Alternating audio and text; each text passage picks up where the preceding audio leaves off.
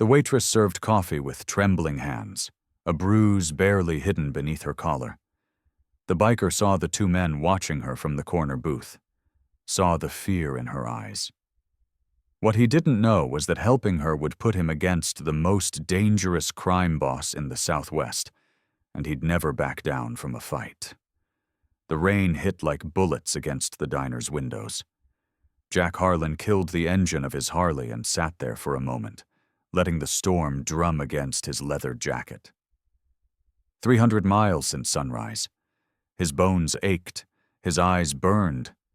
But something about this place, this sad little box of light bleeding into the Arizona darkness, made him pause. Maybe it was the flickering neon sign that read, Sonny's Diner in pink letters, half of them dead. Maybe it was the empty parking lot except for a rusted pickup truck that looked like it hadn't moved in years. Or maybe it was the instinct he'd learned in Fallujah, the one that whispered danger when everything looked too quiet. Jack swung off the bike and pushed through the glass door. Inside, the air smelled like burnt coffee and grease. A jukebox in the corner played something slow and forgotten. The booths were cracked red vinyl. The floor was checkered black and white, scuffed to gray in most places.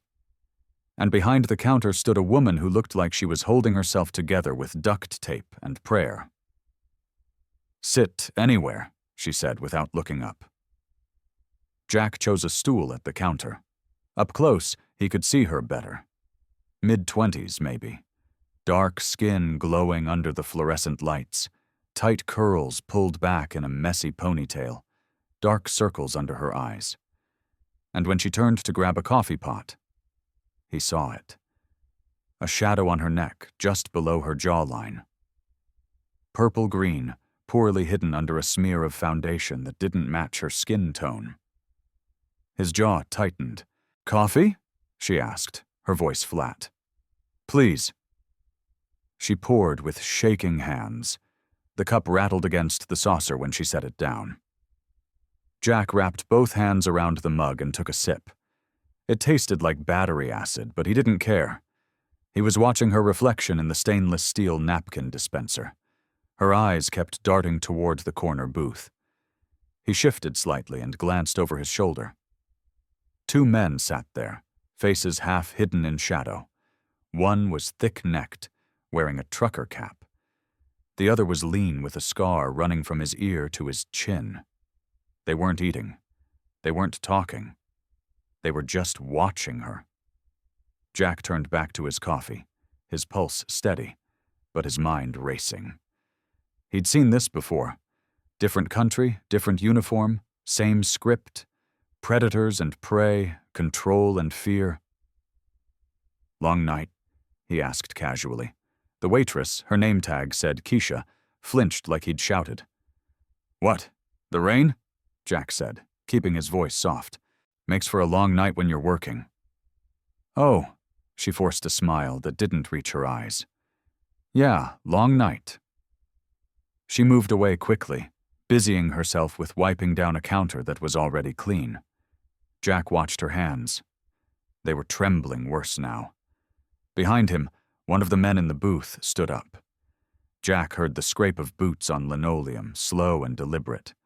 The man pulled out a cell phone and muttered something low. Jack caught only 3 words, but they were enough. "She's still here." The man sat back down. Jack's grip on the coffee mug tightened. He knew that tone. He knew what came next. He'd seen it in the eyes of warlords and traffickers. The way they spoke about women like inventory, like things. Keisha came back with the coffee pot, her face pale. "Warm up?" she whispered. "Sure."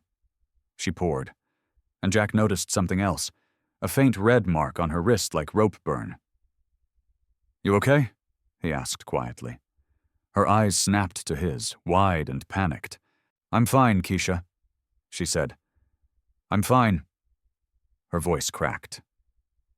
She set the pot down hard and turned away, but not before Jack saw the tears pooling at the corners of her eyes. He reached into his wallet and pulled out a $50 bill. The coffee was maybe $2. He slid the bill under his mug and leaned forward slightly. "You sure you're good?" he murmured. Keisha looked at the money, then at him, then at the two men in the booth. Her lips trembled. "Please," she whispered. "Please don't get involved." Before Jack could respond, the lean man with the scar stood up again. This time he didn't sit back down. He walked toward the counter, his boots echoing in the silent diner. He stopped right behind Jack. "You lost, friend?" the man said. Jack didn't turn around. "Just passing through." "Good, keep passing." Jack took another sip of coffee. Slow, calm. He counted to 3 in his head, then set the mug down and stood. He was 6'2", 200 lbs of scar tissue and bad decisions. The man with the scar had to look up to meet his eyes. "Have a good night," Jack said evenly. He walked out into the rain without looking back, but he didn't leave. He circled around the side of the diner, parked his bike behind a dumpster, and crouched low near the kitchen door. Through the grimy window, he could see inside. The two men had moved to the counter now. The thick-necked one grabbed Keisha by the arm. She tried to pull away, but he yanked her toward the back hallway. Jack's vision went red. He pulled the door open and stepped inside. The thick-necked man turned, startled. "What the—" Jack's fist caught him square in the jaw. The man dropped like a sack of concrete. The scarred man lunged, pulling a knife from his belt. But Jack was faster. He sidestepped, grabbed the man's wrist, and twisted until the knife clattered to the floor. A sharp knee to the ribs, an elbow to the temple. The man crumpled. Keisha stood frozen against the wall, her mouth open in shock. Jack bent down and grabbed the scarred man's phone from his pocket. The screen was still lit. The last message read, "Vargas wants her back tonight. No excuses." Jack looked up at Keisha. "Who's Vargas?" Her face went white. "Oh God! Oh God! You don't understand!" "Then help me understand." Sirens wailed in the distance. Keisha's eyes widened. "That's the sheriff. He works for them. If he finds you here—" Jack grabbed her hand. "Then we don't let him find us." He pulled her toward the back door, into the storm, into the unknown. And somewhere in the darkness, the rain kept falling. Jack's Harley roared to life, cutting through the rain like a beast awakening.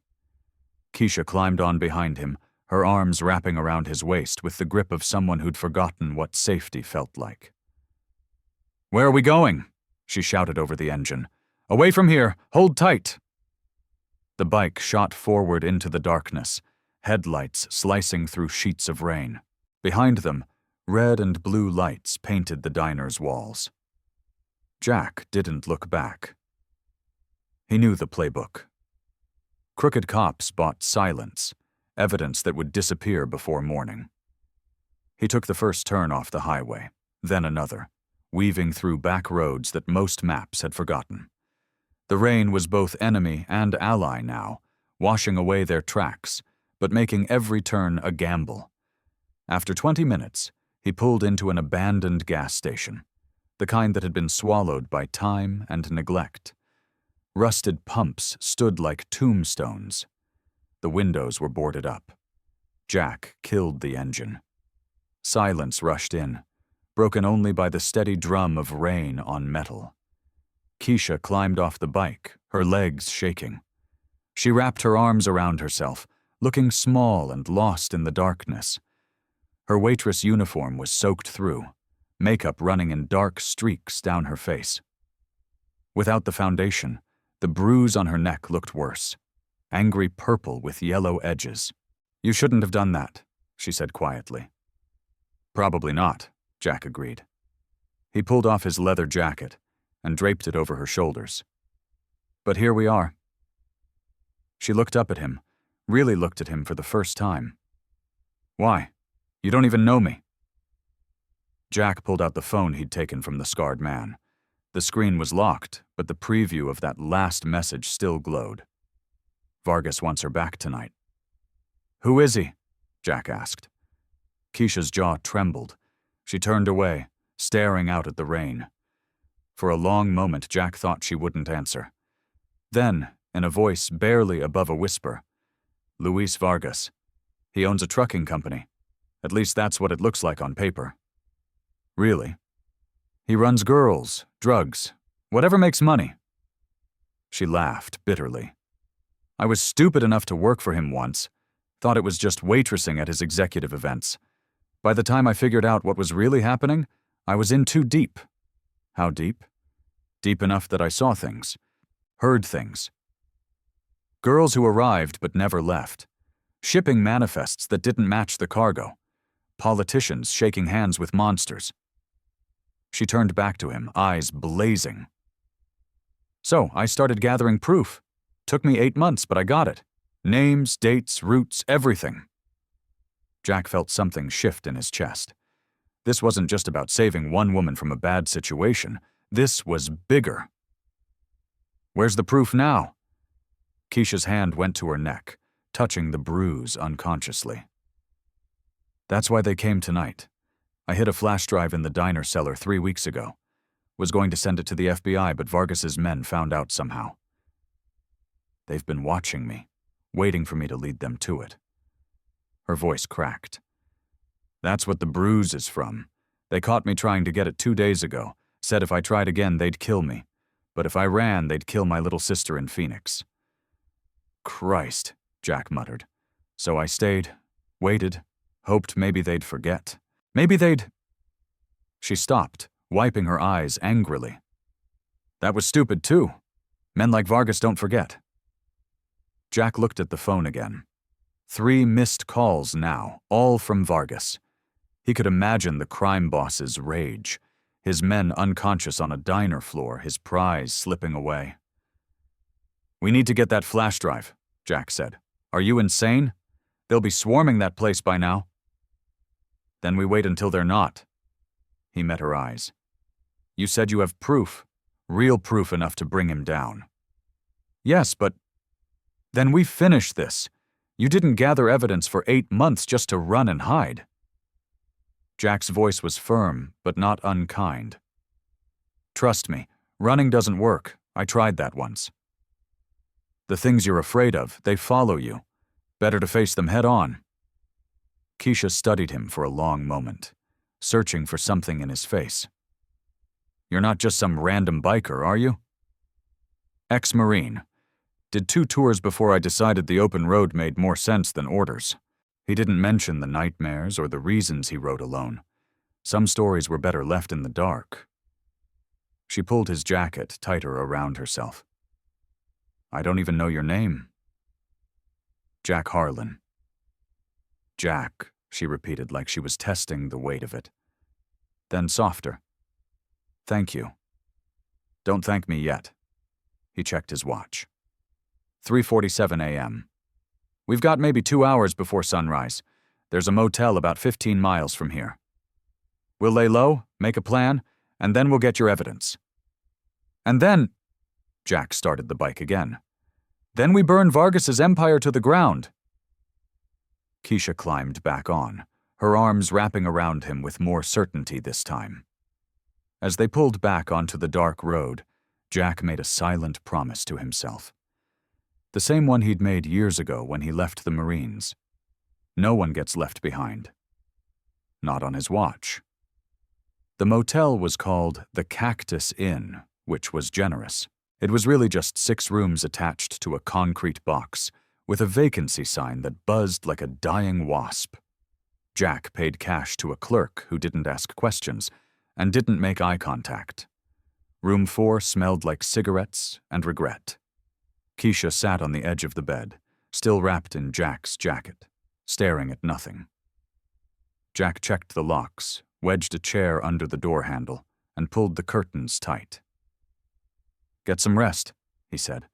We move at dawn. I can't sleep. Try anyway. But neither of them slept. They sat in the dim glow of a lamp with a broken shade. And Keisha talked. She told him about her sister Mia, 19, and studying nursing in Phoenix, about how their parents died in a car crash 5 years ago, about how Keisha had taken every job she could find to keep Mia in school. Vargas seemed legitimate at first, she said. Good pay, nice events. Then one night, I walked into the wrong room and saw Senator Ruiz with a girl who couldn't have been 18. When I tried to leave, Vargas grabbed my arm and said, "Your family now. Family keeps secrets." She laughed without humor. That's when I knew I had to get out. But also that I couldn't just run because men like him don't let you go. They make examples. Jack understood that language. He'd seen it in warlords, in cartel bosses, in men who ruled through fear. "The flash drive," he said. "Tell me exactly where it is." "In the cellar beneath the diner. There's a false bottom in an old freezer that doesn't work anymore. Third one from the left." She met his eyes. "But Jack, they'll be watching. Vargas doesn't leave loose ends." "Good. Neither do I." They returned to Sonny's diner just as the sun cracked the horizon, painting the desert in shades of blood, orange and gold. Jack parked the bike a quarter-mile away behind an abandoned barn, and they approached on foot. The diner looked different in daylight, smaller, sadder. The parking lot was empty, except for a black SUV with tinted windows. "That's one of his cars," Keisha whispered. Jack studied the layout. Front entrance visible from the SUV. Kitchen door around back, partially hidden by a dumpster. He could see movement through the windows. At least 2 men inside, maybe more. "Wait here," Jack said. "No, it's my fight too." He wanted to argue, but something in her eyes stopped him. She'd been running, hiding for too long. She needed this. "Stay behind me. No matter what happens, you grab that drive and run. Understand?" She nodded. They moved low and fast to the kitchen door. Jack tested it. Unlocked. Careless. He pushed it open slowly, letting his eyes adjust to the dimmer interior. The kitchen was empty. Pots hung on hooks, catching the morning light. Beyond, he could hear voices in the dining area. 2 men arguing about something. Jack spotted the cellar door, a hatch in the floor near the walk-in freezer. He motioned to Keisha. She moved toward it, lifting it carefully to avoid the squeak of hinges. That's when the refrigerator door swung open. The thick-necked man from last night stepped out, his jaw purple and swollen from Jack's punch. His eyes widened in recognition, then rage. "You—" Jack moved first. He grabbed a cast-iron skillet from a hook and swung it like a hammer. The impact made a sound like a cracked bell. Thick neck dropped, but his fall knocked over a rack of metal bowls that crashed to the floor like an explosion. Footsteps thundered from the dining room. "Go!" Jack shouted at Keisha. She disappeared down the cellar stairs as 2 more men burst through the kitchen door. One was the scarred man, his face a mask of fury. The other was new, bald, muscular with prison tattoos crawling up his neck. Scarface lunged with a knife. Jack sidestepped, grabbed his wrist, and slammed it against the counter's edge.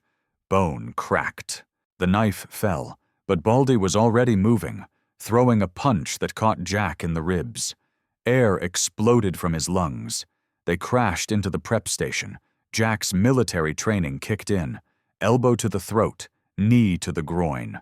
A savage headbutt that left both of them bleeding. Baldy staggered back and pulled a gun. Jack threw the skillet. It hit Baldy's hand, and the gun went flying, sliding across the floor. Jack dove after it, but Scarface tackled him from behind. They rolled across the floor, fists and elbows flying. Jack tasted copper. His vision blurred, but he'd been in worse fights in worse places. He got his thumb into Scarface's eye socket and pressed until the man screamed. Keisha's voice cut through the chaos. "Jack!" She stood at the cellar door holding a small flash drive. Her face was pale but determined. Baldy was crawling toward the gun. Jack grabbed a bottle of cooking oil and smashed it over the man's head. Glass and oil everywhere. Baldy went down hard. "Back door!" Jack gasped. "Now!" They burst into the sunlight just as the black SUV's engine roared to life. Tires screamed on asphalt. Jack and Keisha ran for the bike, the SUV closing fast behind them. Jack kick-started the Harley and they shot forward onto the highway, the SUV's chrome grille filling his mirror. The chase had begun. The highway stretched ahead like a gray ribbon through the desert, heat already shimmering off the asphalt. Jack twisted the throttle, the Harley screaming as they hit 90, then 100. The black SUV stayed glued to them, close enough that Jack could see the driver's face, a man with dead eyes and precision. "They're gaining," Keisha shouted against the wind. Jack didn't answer. He was calculating distances, angles, the weight distribution on the bike with two riders. The SUV was faster in a straight line, but it couldn't do what he was about to do. A dirt road appeared on the right, barely visible. Jack yanked the handlebars and they shot off the highway, the bike's tires spitting gravel. The SUV tried to follow but took the turn too fast. It fishtailed, sending up a cloud of dust, losing precious seconds. Jack navigated the dirt road like he was riding through a war zone. Sharp turns, sudden drops, rocks that could shatter a wheel. Behind them, the SUV struggled, its undercarriage scraping, its bulk working against it.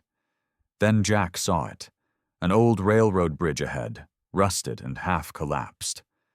The gap between the road and the tracks was maybe 4 FT wide. Enough for a bike, not enough for an SUV. "Hold on tight," he yelled. Keisha's arms locked around him like a vice. Jack aimed for the narrow path beside the bridge and gunned it. The bike shot through the gap so close that Keisha's shoulder brushed the rusted metal. Behind them, the SUV slammed on its brakes, tires screaming, but momentum carried it forward. It crashed into the bridge support with a sickening crunch of metal and glass. Jack didn't stop until they were 5 miles away, hidden in a canyon where the red rocks towered overhead like ancient guardians. He killed the engine. Silence rushed in, broken only by their ragged breathing and the tick of cooling metal. "Holy..." Keisha couldn't finish the sentence. Her hands were shaking as she climbed off the bike. Jack's ribs screamed where Baldy had punched him. His knuckles were split and bleeding, but they were alive and they had the drive. "Let me see it," he said. Keisha pulled the flash drive from her pocket, holding it up to the morning light. Such a small thing to contain so much destruction. "Everything's on here," she said. "Shipping manifests with coded destinations, financial records showing payments to police, judges, even a state senator. Photos of the girls he trafficked." Her voice hardened. "And recordings. I wore a wire to 3 of his business dinners. Got him bragging about his whole operation." Jack took the drive, turning it over in his scarred hands. "Why didn't you go to the FBI before?" "I tried." Bitterness flooded her voice. "Walked into the Phoenix field office 8 weeks ago. The agent I spoke to, Ramirez, seemed interested at first. Then suddenly he wasn't. Said my evidence was circumstantial and potentially fabricated. 2 days later, Vargas's men showed up at the diner. They knew everything I'd told Ramirez. Everything. Ramirez is on Vargas's payroll. That's when I realized how deep this goes. Vargas doesn't just own cops and sheriffs. He owns federal agents, maybe more." She wrapped her arms around herself. "That's when I got scared, really scared. Because if I can't trust the law, who can I trust?" Jack looked at her. This woman who'd been beaten, threatened, hunted, but still kept fighting. "You can trust me." "Why?" The question came out raw, desperate. "Why are you doing this? You could have left me in that diner. Could have kept riding. You don't owe me anything." Jack was quiet for a moment, staring out at the desert. Finally he spoke, his voice low. After I came back from Iraq, I fell apart. PTSD, they called it. I called it being broken. Lost my job, my apartment, ended up on the streets in Tucson. He touched a scar on his forearm unconsciously. One night, 3 guys tried to roll me for what little I had. Beat me pretty bad. I was lying in an alley, bleeding, and people just walked by. Dozens of them looked right through me like I was invisible. Keisha's breath caught.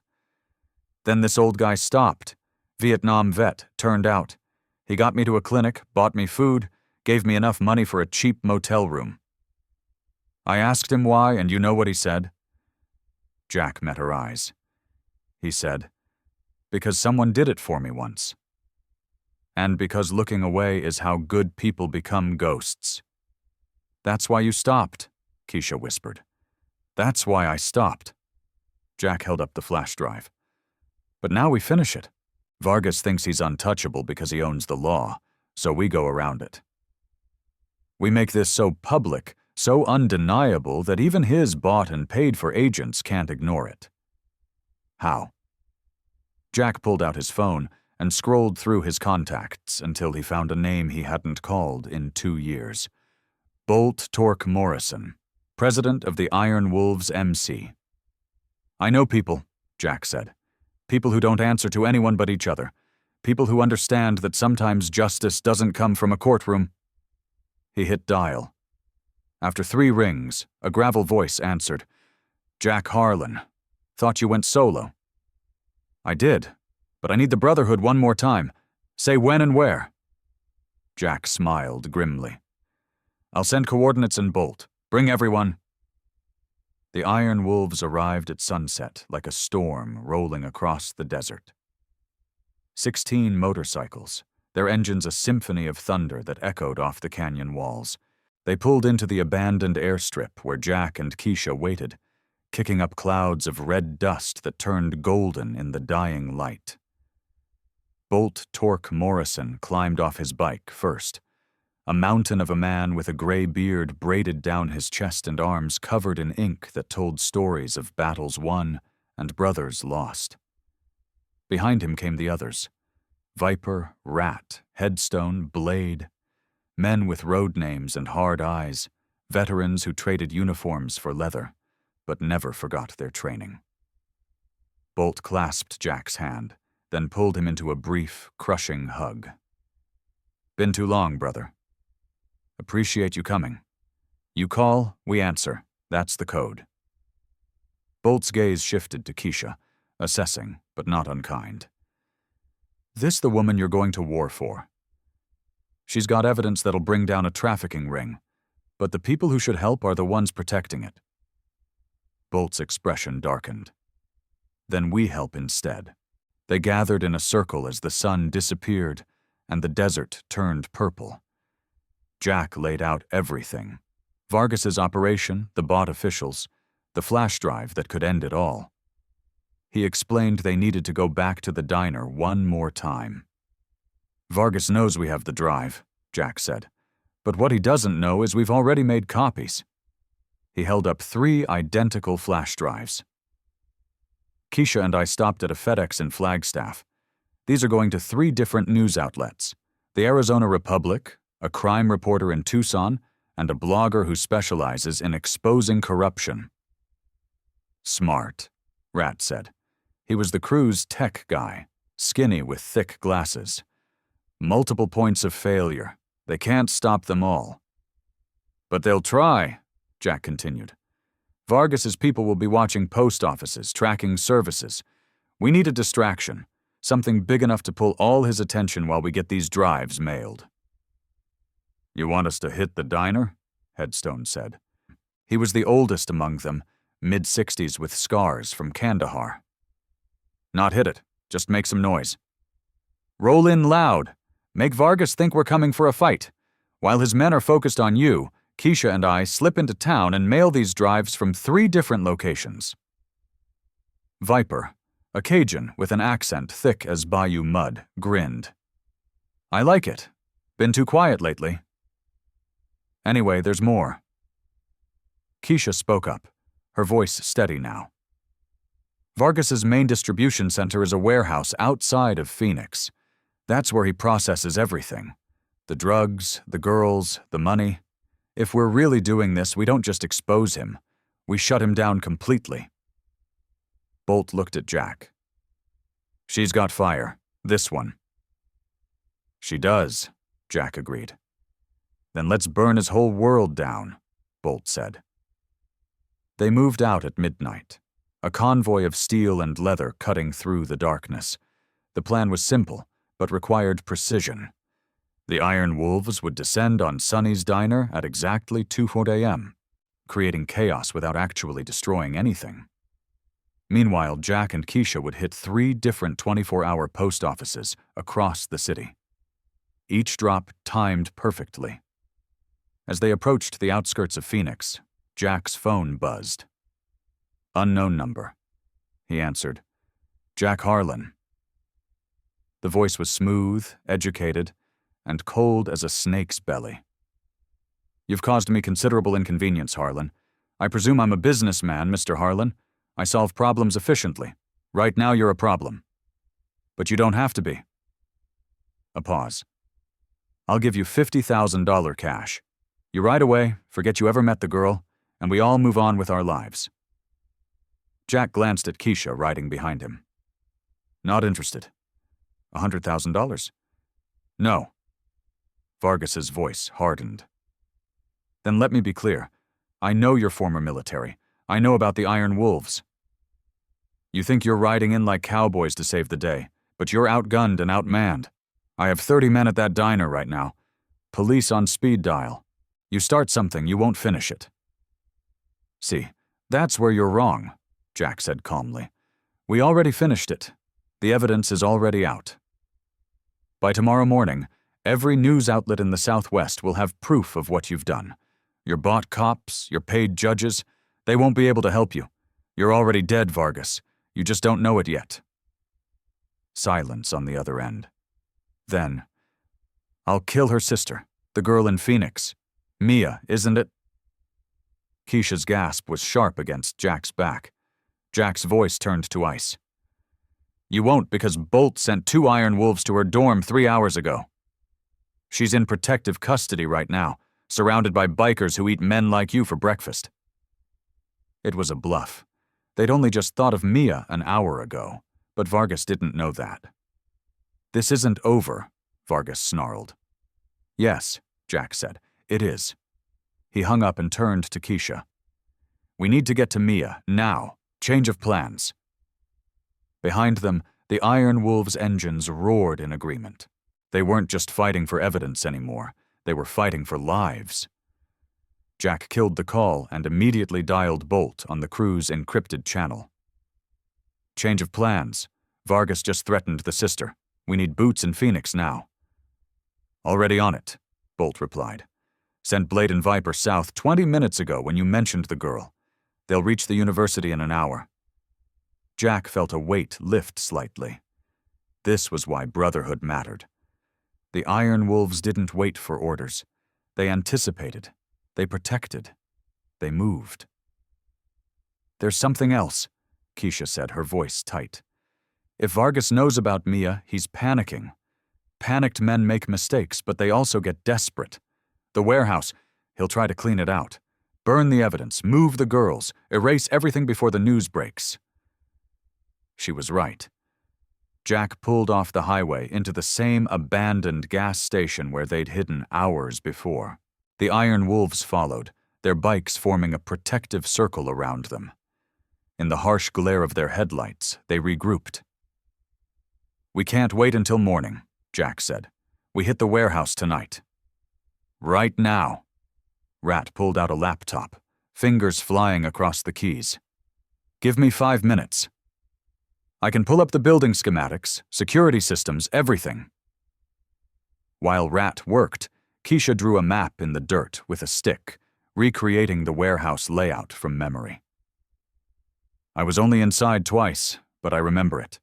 Main entrance here, loading docks on the east side. Vargas's office is on the 2nd floor, northwest corner. That's where he keeps his servers. Everything that's not on paper is backed up there. Guards? Headstone asked. At least a dozen, maybe more at night. Armed. Vargas doesn't hire amateurs. Neither do we, Bolt said grimly. Rat turned his laptop around. Got it. Security system is linked to a private company. Apex Guard Services. I can loop the cameras. Give us a 12-minute window before they notice the feed is repeating. 12 minutes, Jack repeated. In and out. We're not starting a war. We get the servers. We get any victims out. And we disappear before police arrive. And if Vargas is there? Viper asked, his hand resting on a hunting knife at his belt. Then we deliver him to the FBI gift-wrapped, Jack said. But this isn't about revenge. It's about justice. Bolt studied Jack for a long moment, then nodded. You've changed, brother. Used to be you'd want blood. I still do, Jack admitted. But I learned something on those empty roads. Anger burns hot and fast. Justice burns forever. They split into 3 teams.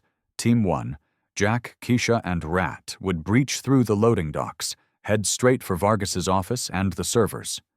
Team 2, Bolt, Headstone, and 3 others would secure the main floor and locate any trafficked women or evidence.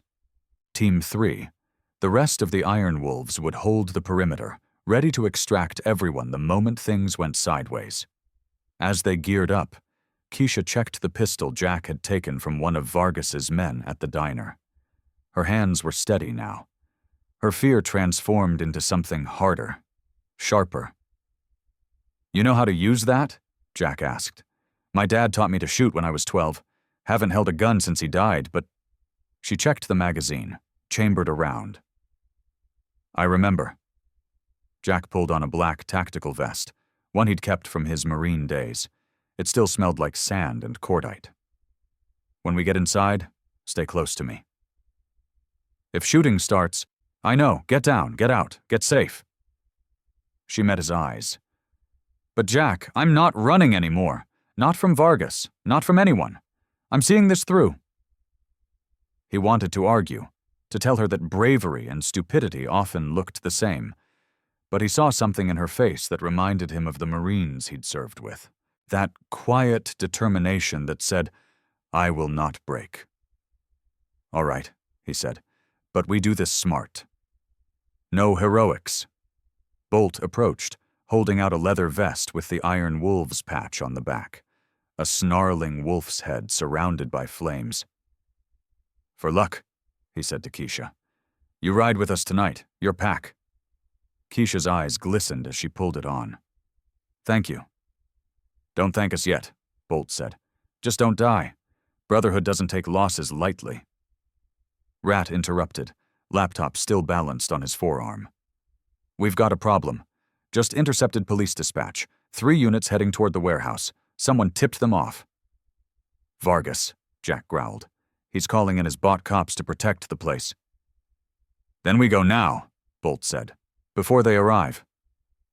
We've got maybe 15 minutes head start. Jack looked around at the faces of these men. Criminals in the eyes of the law. Heroes in their own code.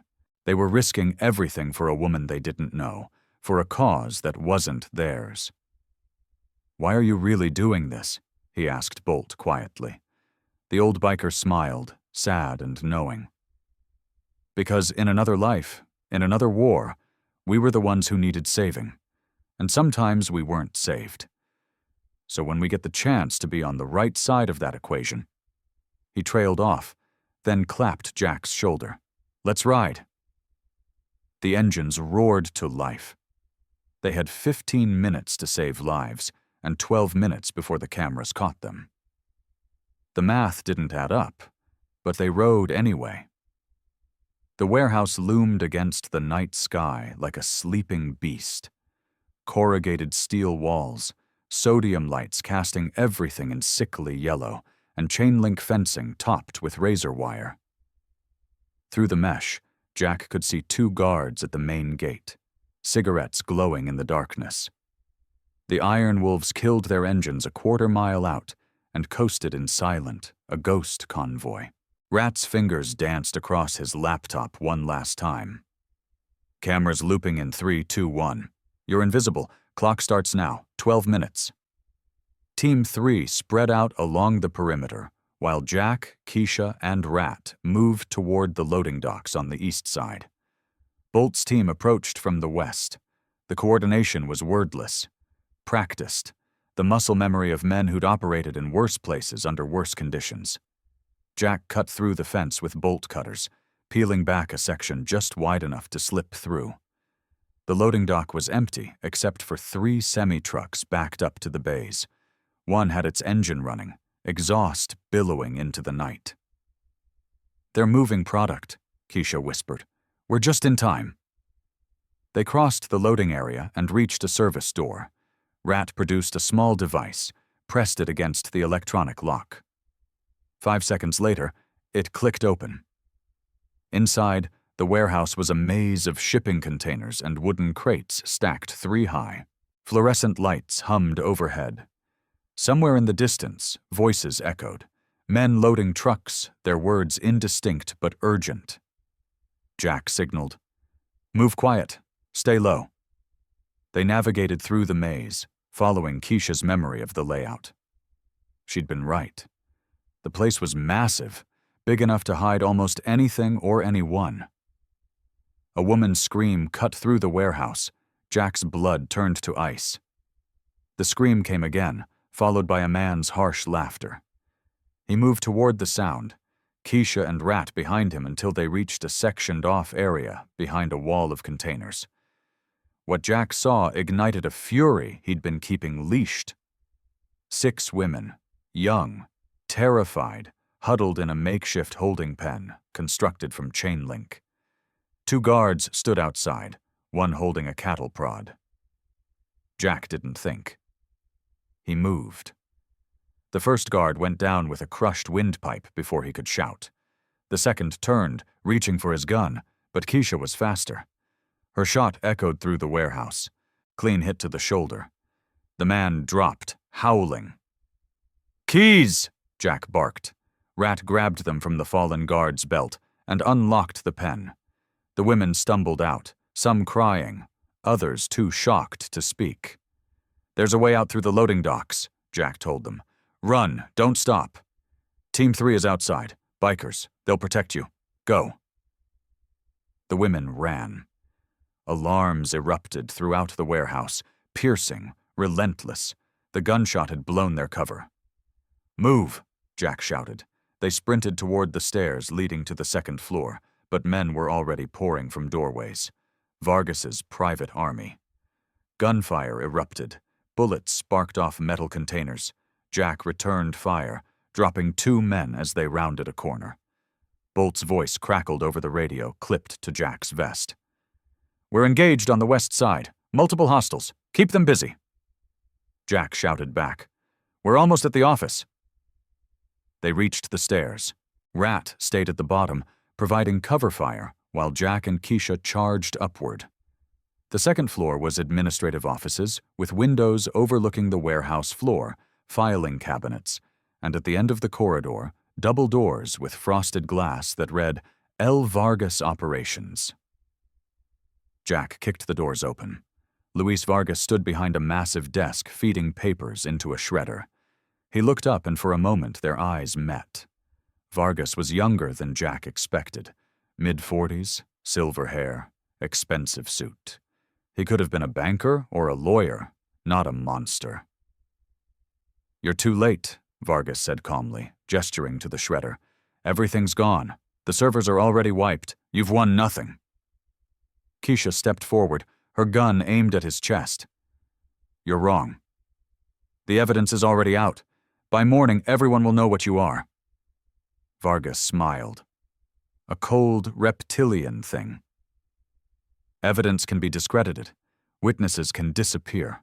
I've survived worse than you." "Ah, not this time," Jack said. That's when the explosion rocked the building. The west wall erupted in flames. Someone had ignited something flammable. And now fire was spreading through the warehouse with terrifying speed. Smoke poured through the corridors. "You really think you can kill the devil with motorcycles?" Vargas sneered. pulling a gun from his desk drawer. Jack was faster. He lunged across the desk, grabbed Vargas's wrist, and slammed it against the wood until the gun fell. Then he drove his fist into Vargas's face once, twice, 3 times. Years of anger and pain behind each blow. "No," Jack said, hauling the bleeding man to his feet. With proof. He grabbed Vargas's laptop from the desk, the one he'd been using before they arrived. "Not wiped yet." Sirens wailed in the distance. Real cops, this time along with fire trucks. "Time to go," Rat shouted from the stairs. Jack dragged Vargas towards the exit, Keisha beside him. Below, the warehouse was an inferno.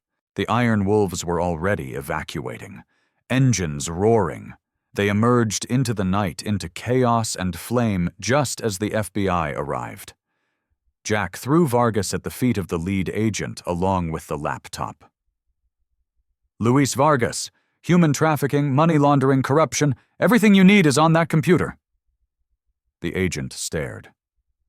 "Who the hell are you?" Jack just smiled. "Concerned citizens." Then he was on his bike, Keisha behind him, and they were gone into the desert darkness. 3 weeks later, Keisha stood in front of Sonny's diner and didn't recognize it. The broken neon sign had been replaced with a new one that glowed warm and steady. Mia's place. The windows sparkled. Fresh paint covered the old scars. Through the glass, she could see new booths, a renovated counter, and her sister Mia behind the register, laughing with a customer. The insurance money from the incident, as the FBI delicately called it, had been enough to buy the place outright. The previous owner had been eager to sell after everything that had happened there. Now it was theirs. A fresh start built on the ashes of the old nightmare. Keisha's phone buzzed, a text from an unknown number. No words, just a photo. An open highway at sunrise. The asphalt stretching toward mountains painted gold and purple. In the corner of the image, barely visible, was the silhouette of a motorcycle. She smiled, whispering to the empty parking lot. "Keep riding." Inside the diner, Mia spotted her through the window and waved enthusiastically. Keisha waved back, but didn't go in yet. She needed one more moment out here in the clear desert air to remember everything that had led to this. The news had broken like a thunderstorm. Luis Vargas's empire collapsed in 72 hours. The laptop Jack had seized contained everything. Unencrypted files showing payments to judges, police chiefs, even a congressman. Photos, videos, financial records spanning 5 years. The flash drive evidence Keisha had gathered corroborated every piece of it. By day 2, arrests were being made. 17 officials, including FBI agent Ramirez, were taken into custody. Senator Ruiz resigned in disgrace. The trucking company was seized, and federal investigators discovered routes that spanned from Mexico to Canada, a pipeline of human misery that had operated in plain sight for years. By day 3, Vargas was being held without bail, facing 147 counts, including trafficking, racketeering, and conspiracy to commit murder. His lawyers were already negotiating a plea deal. But the prosecutor, a woman who'd lost her own sister to trafficking, wasn't interested in deals. The 6 women Jack had freed from the warehouse were in protective custody, receiving counseling and medical care. 4 had already agreed to testify. It was over. Except it wasn't. Not really. Keisha knew that empires like Vargas's had roots that went deep. His arrest would create a vacuum, and someone would try to fill it, but that was a problem for another day. For now, there was sunlight and safety, and her sister's laughter drifting through the diner's open door. Jack Harlan crossed the Nevada border as the sun reached its zenith. He'd left Phoenix the morning after the warehouse burned, disappearing before the FBI could ask too many questions. The Iron Wolves had scattered, too, melting back into the landscape like smoke. They were good at that, appearing when needed, vanishing when not.